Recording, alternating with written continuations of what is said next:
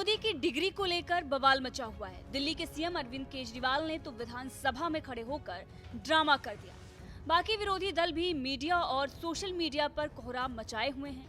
अब जिस तरह से पीएम नरेंद्र मोदी पर निजी हमले बोले जा रहे हैं, इस पर कुछ विपक्षी नेता भी इन मुद्दों से खुद को अलग कर मोदी के समर्थन में आ गए। जी हाँ, अजीत पवार जैसे नेता प्रधानमंत्री नरेंद्र मोदी के सपोर्ट में आ गए हैं और इस मुद्दे को फालतू बता रहे हैं। लेकिन अरविंद केजरीवाल और मनीष सिसोदिया लगातार प्रधानमंत्री नरेंद्र मोदी को अनपढ़ बता रहे हैं। जेल से भी चिट्ठियां आ रही हैं, जबकि गुजरात हाई कोर्ट ने अरविंद केजरीवाल पर 25,000 का जुर्माना इसी मामले में लगाया हुआ है। लेकिन आपको बता दें कि आम आदमी पार्टी लगातार निचले स्तर की राजनीति पर आकर जमकर हमला बोल रही है। अब इसी पर जब सवाल दिल्ली के उपराज्यपाल विनय कुमार सक्सेना से पूछा गया, तो उन्होंने ये साफ कह दिया कि अब साबित हो गया है कि आईआईटी से डिग्री लेकर भी लोग अशिक्षित रह जाते हैं। जी हाँ, एक बार फिर से एलजी ने दिल्ली के सीएम पर हमला बोल दिया है। पहले भी दोनों की लड़ाइयां खूब चर्चा में रही हैं, किसी न किसी मुद्दे को लेकर दोनों लड़ते ही रहे हैं और अब तो प्रधानमंत्री नरेंद्र मोदी के डिग्री विवाद में भी दोनों आमने सामने आ गए हैं। सुनिए कैसे एलजी ने अरविंद केजरीवाल पर हमला बोला है। हाँ, मैंने ये बयान सुना है जो माननीय मुख्यमंत्री जी ने कुछ समय पहले विधानसभा में दिया था। मैं कहना चाहूँगा कि कभी भी किसी को अपनी डिग्री पर गुमान नहीं होना चाहिए, क्योंकि डिग्रियां तो पढ़ाई के खर्च की रसीदें होती हैं और शिक्षा वही है जो आपका ज्ञान और आपका व्यवहार दर्शाता है। इन कुछ दिनों में मैंने देखा है किस तरीके का व्यवहार हो रहा है और मैं ये कह सकता हूँ कि अभी एक बात भी प्रूव हो गई कि कुछ लोग आईआईटी से डिग्री लेने के बावजूद भी अशिक्षित रह जाते हैं। तो देखा आपने कैसे विनय कुमार सक्सेना ने अरविंद केजरीवाल को आईआईटी से पढ़ा हुआ अनपढ़ बता दिया है। इसके साथ ही आपको बता दें कि उन्होंने बयान देते हुए बताया है कि कैसे वो यमुना की सफाई में लगे हुए हैं। क्या कुछ उन्होंने मीडिया से बात करते हुए कहा है, आप सुन सकते हैं। जाएगा तो क्लीन वाटर जाएगा।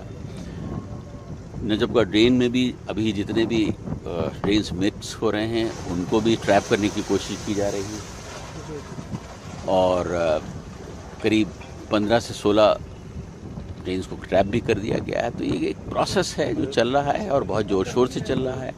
मुझे यकीन है कि जो 30 जून का हमने टारगेट रखा है उसमें हम सफल होंगे और यमुना को एक दूसरी शेप दिल्ली के वासियों को देखने को मिलेगी। हम जो आप देख भी रहे हैं कि न सिर्फ गंदगियाँ दूर हो रही हैं, पूरे घाट को भी इस तरह से सौंदर्यीकृत किया जा रहा है। जी हाँ, तो ये प्रोजेक्ट आपको उम्मीद है कि 30 जून तक खत्म हो जाएगा पूरा काम? जी हाँ, बिल्कुल होगा। और यमुना के किनारे जितनी गंदगी थी उसको साफ करने का भी काम चल रहा है और मिशन मोड पे काम हो रहा है।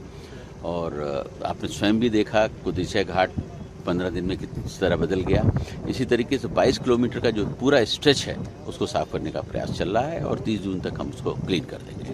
काम तो रहा है, लेकिन सर यमुना दिल्ली में पॉलिटिक्स का भी बड़ा मुद्दा है। हम जो लगातार आप दौरे करते हैं, उधर से मुख्यमंत्री की तरफ से आम आदमी पार्टी के तमाम नेताओं के बयान आते हैं। 2 दिन पहले भी एक प्रेस रिलीज आई थी, उसमें दावा था कि 2025 तक हम यमुना को पूरी तरह से साफ कर लेंगे। तो कहीं ना कहीं क्रेडिट की भी होड़ है। अब देखिए, वो हमारी सरकार के अगर कोई मंत्री कोई क्रेडिट लेना चाहते हैं हमारे काम का तो मुझे उसमें कोई ऑब्जेक्शन नहीं है। और यहाँ हम जो काम कर रहे हैं क्रेडिट डेबिट के लिए नहीं कर रहे हैं। हम दिल्ली की जनता को एक अच्छा एटमॉस्फेयर दे सकें, एक अच्छी यमुना, साफ यमुना दे सकें, जिसे माननीय सुप्रीम कोर्ट ने भी लगभग 28 साल तक मॉनिटर किया है। तो पॉलिटिक्स की मैं बात नहीं करना चाहता हूँ। मैं चाहता हूँ कि बस सब लोग मिलकर काम करें और यमुना को साफ करें। मुख्यमंत्री का सर एक बयान आया था कि मैं यमुना में डुबकी लगाऊंगा 2025 से पहले, तो तब तक यमुना उतनी साफ हो जाएगी कि? मैं इस बारे में कुछ नहीं कहना चाहता हूँ, ये सवाल उन्हीं से पूछे। सर, एक दूसरा मुद्दा है अभी जिस पे लगातार चर्चा हो रही है, डिग्री विवाद प्रधानमंत्री का, और एक तरह से ये सवाल उठ रहे हैं कि प्रधानमंत्री का पढ़ा लिखा होना जरूरी है। हाँ, मैंने ये बयान सुना है जो माननीय मुख्यमंत्री जी ने कुछ समय पहले विधानसभा में दिया था। मैं कहना चाहूँगा कि कभी भी किसी को अपनी डिग्री पर गुमान नहीं होना चाहिए, क्योंकि डिग्रियां तो पढ़ाई के खर्च की रसीदें होती हैं और शिक्षा वही है जो आपका ज्ञान और आपका व्यवहार दर्शाता है। इन कुछ दिनों में मैंने देखा है किस तरीके का व्यवहार हो रहा है और मैं ये कह सकता हूँ कि अभी एक बात भी प्रूव हो गई कि कुछ लोग आईआईटी से डिग्री लेने के बावजूद भी अशिक्षित रह जाते हैं।